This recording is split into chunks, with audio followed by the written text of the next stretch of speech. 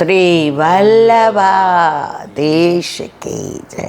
गिरिराज धरण श्याम अમને महारानी की जय।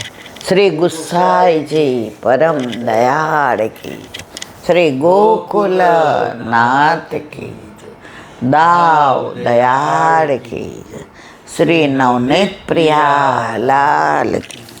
अपने माथे विराजता सेव्य स्वरूप की जय। बधाय वैष्णवने जाजा કરીને જય શ્રી 3 દિવસ લૌકિકમાં અલૌકિક આનંદ લઈ આવ્યા હતા ઉદયપુરમાં, શરીરથી દેહથી, પણ મનથી તો વ્રજમાં જતા અને વ્રજને માણ્યું, વ્રજને મહેસૂસ કર્યો, વ્રજમાં રહ્યા.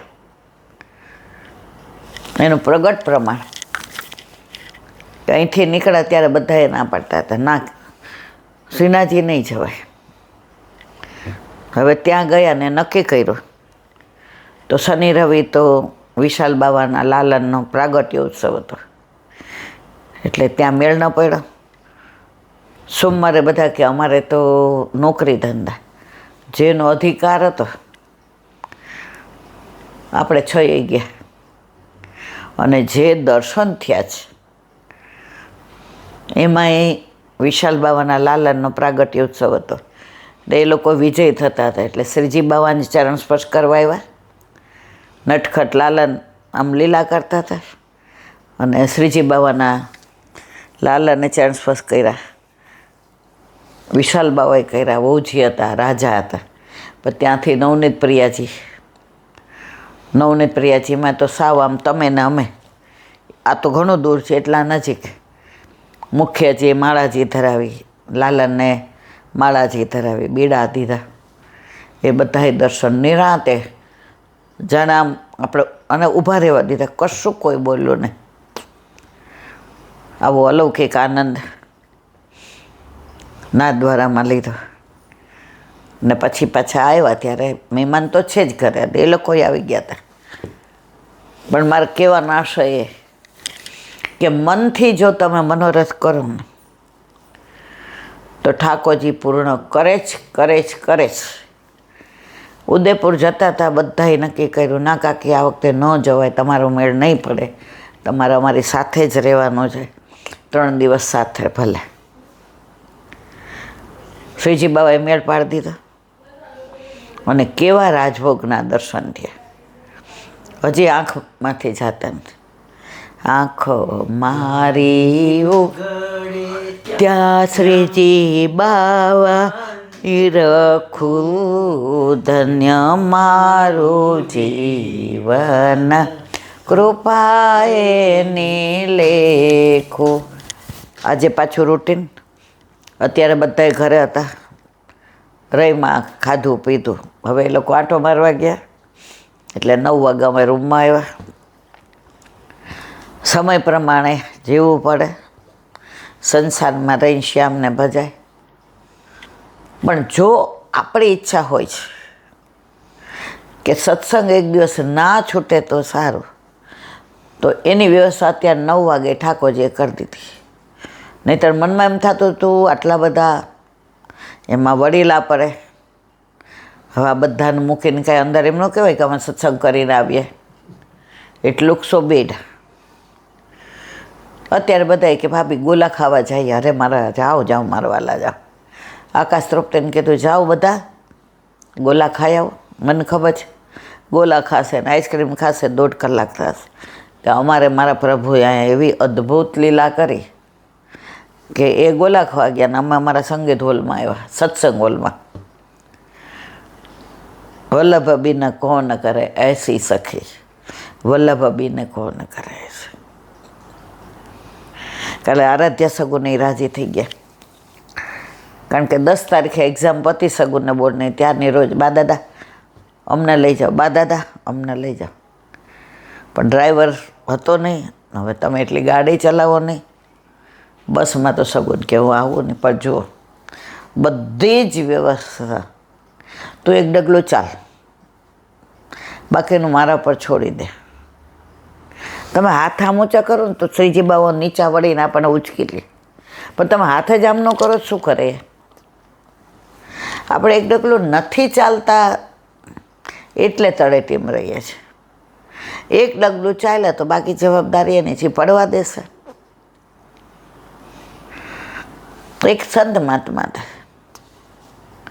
રોજ પર્વત ઉપર જઈ અને સવારથી સાંજ ભગવત સ્મરણ કરે, શ્રી કૃષ્ણ શરણમાં શ્રી કૃષ્ણ.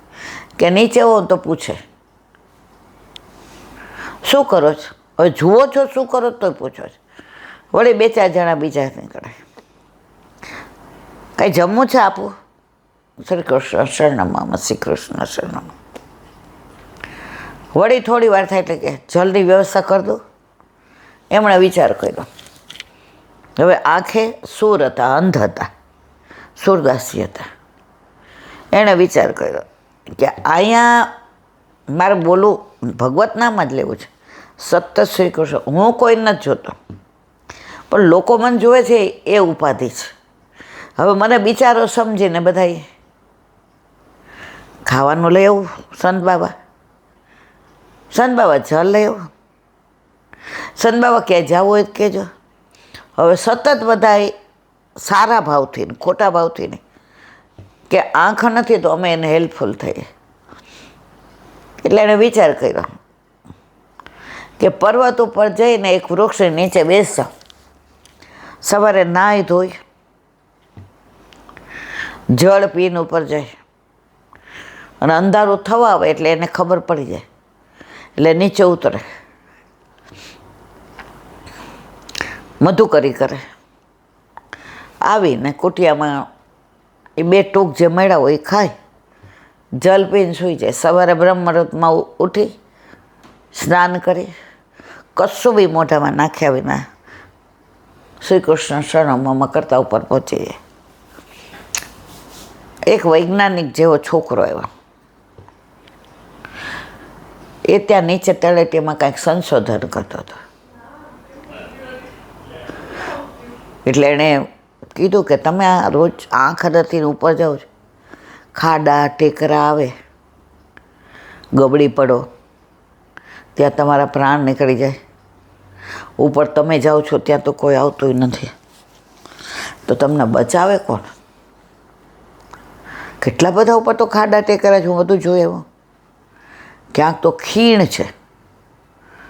હવે ખીણ બાજુ તમે લાકડી મૂકી અને ક્યાંક પડી જાવ તો એના કરતાં તમારે તળેટી મારો, તમારે ભગવત નામ જ લેવું છે. એ કે કાલ મારે ભેગું આવજે. એ કે હું તો એક દી ભેગું આવું, રોજ કોણ આવું? એ કે ખાલી મારે તને બતાવું છું. બોલો કે સારું, એક દી આવીશું, મારે 11 દિવસની રજા છે, તો મારે અહીંયા બધું સર્ચ કરવું છે. કે સારું. બીજે દિવસે લઈ ગયા. બરાબર રસ્તામાં ખાડા આવે. સંત બાબા, વળી પાછું કે સંત બાબા. છેક ઉપર ગયા. એ કે હવે મારી એક તમન્ના છે બેટા, મારો એક મનોરથ છે જે તું જ પૂર્ણ કરી શકે. તું મને અહીંથી ધક્કો દઈ દે. એ કે હે?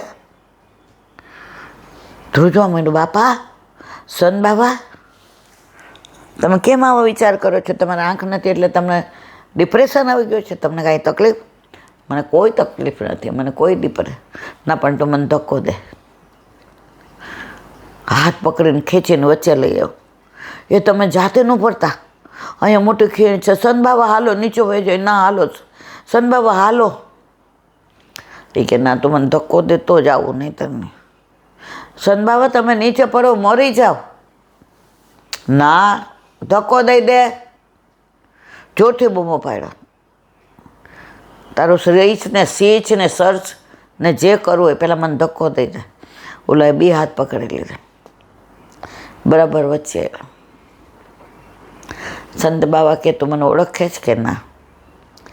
તારે મારી કોઈ પહેચાન કરી? ના. તું ફરી મળવાનો? ના. તારા ને મારા કોઈ સંબંધો ખરા? ના. આપણે બે સગાવાલા ખરા? ના. તારે ને મારે કોઈ મિત્રતા ખરી? ના. તો કેમ ધક્કો નથી આપતો? આપ.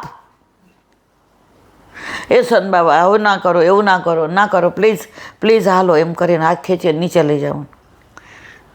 સુરદાસજીએ સંતે હાથ પકડી તો ગાંડા, તારી ને મારી ઓળખાણ નથી, જાન પહેચાન, તોય તો મને ધક્કો નથી મારતો, મારું ધ્યાન રાખે છે.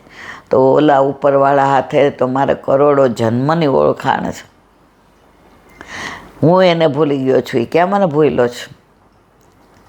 મને અજાણ્યો માણસ એ મારું આટલું ધ્યાન રાખતું હોય તો આ તો અમારે જાન પહેચાન વાલે, એ તો પ્રીત પુરાની હૈ, એ પુરાની પ્રીત વાલે.